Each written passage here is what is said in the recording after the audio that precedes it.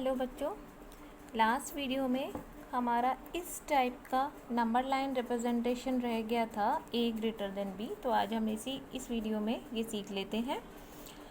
a greater than b का मतलब ये हुआ कि न्यूमरेटर आपका बड़ा है और डिनोमिनेटर छोटा है। तो क्लियर है, ऐसा नंबर 1 से तो बड़ा ही होता है। तो ये 1 से कितना बड़ा है पहले हम ये चेक करेंगे। मतलब हम इसको सिंपली डिवाइड करके मिक्स्ड फ्रैक्शन बनाएंगे, जैसा कि आप लोग जानते हैं। तो ये नंबर बनेगा 3 होल 1/2।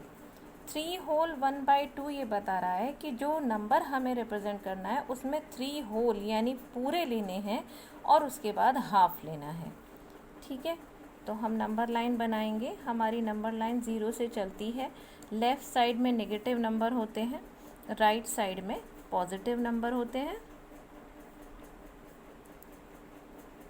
अब क्योंकि ये 3 से थोड़ा बड़ा है, ये तो क्लियर है कि ये 4 से छोटा है, इसका मतलब ऐसा नंबर 3 और 4 के बीच में कहीं बनेगा।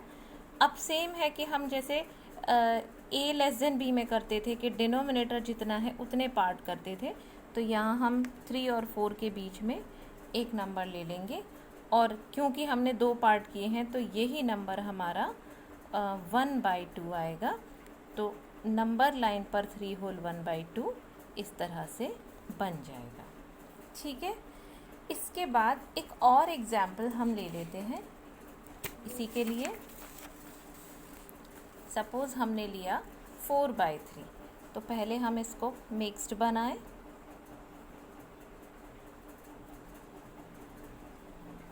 नंबर बना हमारा 1 होल 1/3, यानी 1 पूरा लेना है और 1/3 और लेना है। तो 0 लिया, इधर -1, इधर 1, इधर 2 एंड सो ऑन। 1 से बड़ा है मतलब ये 1 और 2 के बीच में बनेगा। डिनोमिनेटर देखा 3 है तो हम इसके 3 इक्वल पार्ट्स कर देंगे। ठीक है, 1 2 3। ये वाला हमारा 1/3, ये वाला हमारा 2/3 और ये 3/3 आएगा। और नंबर लाइन पर 1 होल 1/3 हो गया यहाँ तक। ठीक है, एक नेगेटिव नंबर भी लेकर देखते हैं। सपोज़ हम ले रहे हैं -5/2। इसको हम कैसे नंबर लाइन पर रिप्रेजेंट करें? देखो, -5/2 के लिए हम पहले इसको डिवाइड करेंगे जैसा अभी तक किया।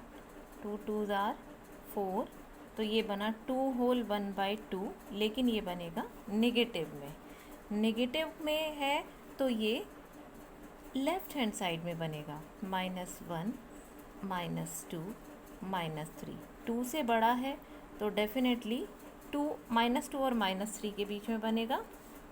कितने पार्ट करने हैं? 2 ही पार्ट करने हैं हमें, और यही हमारा माइनस में 2 होल 1/2 बन जाएगा। इसके बाद हम ले रहे हैं absolute value of a rational number. Absolute value को हम इस तरह के मॉड साइन में दिखाते हैं। अगर हमारा नंबर नेगेटिव है, अगर हमारा नंबर लेस देन 0 है तो हम इसको खोलकर -x लिखते हैं। अगर हमारा नंबर 0 है तो 0 ही आता है। अगर हमारा नंबर प्लस पॉजिटिव x है या ग्रेटर देन 0 है तो हम इसको पॉजिटिव लेते हैं। एग्जाम्पल लिया हमने x = 2। तो अब अगर हमें मॉड x खोलना है, ये आएगा 2। अगर हम x = 0 लेंगे तो इसमें तो कुछ करने की ज़रूरत ही नहीं है, 0 आएगा। इन दोनों में कोई दिक्कत नहीं थी। असली दिक्कत है तब जब ये कोई नेगेटिव नंबर होता है और हमें एब्सोल्यूट वैल्यू लिखनी हो। नेगेटिव नंबर की एब्सोल्यूट वैल्यू हमें बताई गई है कि हम इसको -x लिखते हैं। ठीक है, अब x की जगह हमें दिया है -2। जहाँ x होना चाहिए वहाँ -2 है, तो यहाँ भी x की जगह हम -2 डालेंगे और ये +2 आ जाएगा। कहने का मतलब ये हुआ कि मॉड हम जब सॉल्व करते हैं तो सारी ही वैल्यू या तो 0 या फिर पॉजिटिव आती है। और ये सिर्फ रैशनल नंबर में ही नहीं है, ये किसी भी तरह के नंबर में होगा।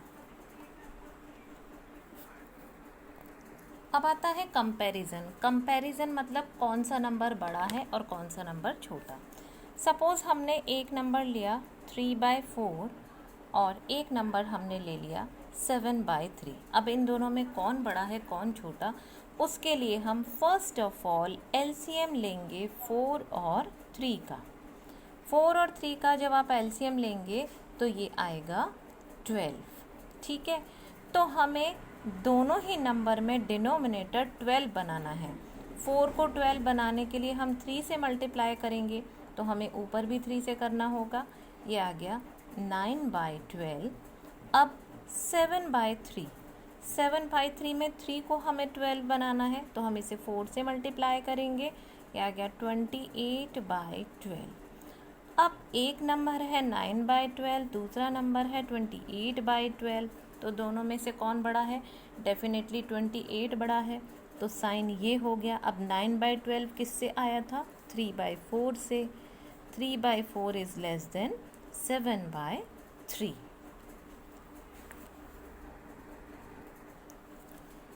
अगर हमें इस तरह से नंबर दिए गए हैं, सपोज़ दिया है 2/3, 7/3, 4/3, 13/3, इन सब में डिनोमिनेटर सेम है, हमें एलसीएम लेने की ज़रूरत नहीं है।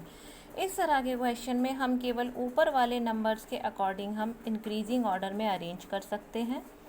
2/3 is less than 4/3 is less than 7/3 is less than 13/3। यहाँ हमें कुछ भी करने की ज़रूरत नहीं पड़ी, ना सोचने की और ना कुछ मल्टीप्लाई डिवाइड करने की। इसके बाद आता है इस तरह का नंबर जिसमें न्यूमरेटर तो सेम है। सपोज़ इन्हीं नंबर्स को मैं ऐसे लिख दूँ,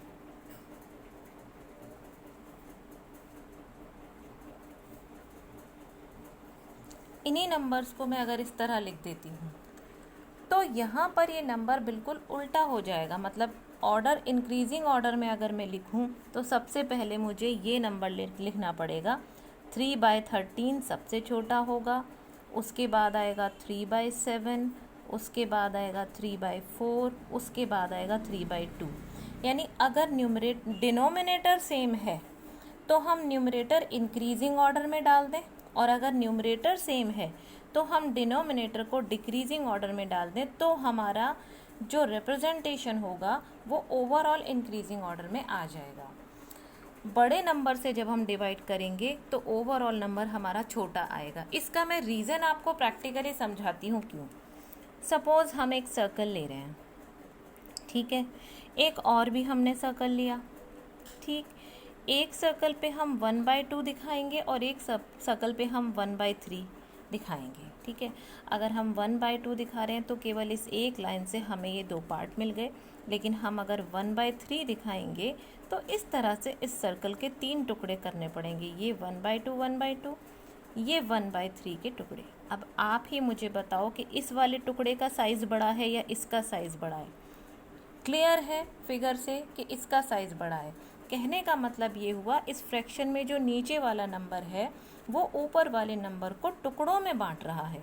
तो किसी चीज़ के 13 टुकड़े करेंगे तो टुकड़े छोटे हो जाएंगे, और 7 टुकड़े करेंगे तो कंपैरेटिवली बड़े होंगे। इसलिए अगर डिनोमिनेटर वाला नंबर बड़ा है तो हमारा जो फ्रैक्शन है, रैशनल नंबर है, वो छोटा होता है, ठीक है।